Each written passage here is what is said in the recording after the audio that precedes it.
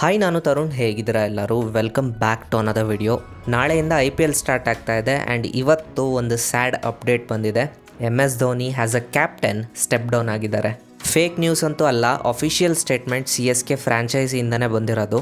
So ಇವಾಗ ಋತುರಾಜ್ ಗಾಯಕ್ವಾಡ್ CSKಗೆ ಹೊಸ captain ಆಗಿ ಅಪಾಯಿಂಟ್ ಆಗಿದ್ದಾರೆ. 4th ಮಾರ್ಚ್ MS ಧೋನಿ FBಲಿ ಒಂದು ಪೋಸ್ಟ್ ಹಾಕಿದ್ರು.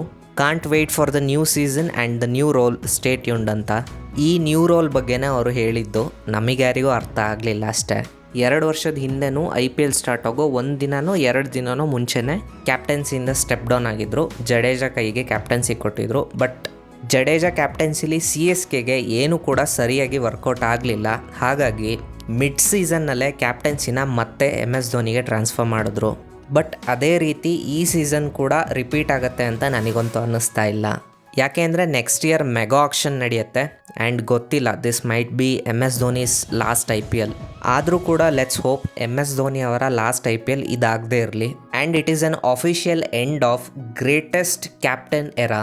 Anyway, we have to respect his decision. So yeah, that's it for this video. ಸಿಗೋಣ ಮುಂದಿನ ವಿಡಿಯೋದಲ್ಲಿ.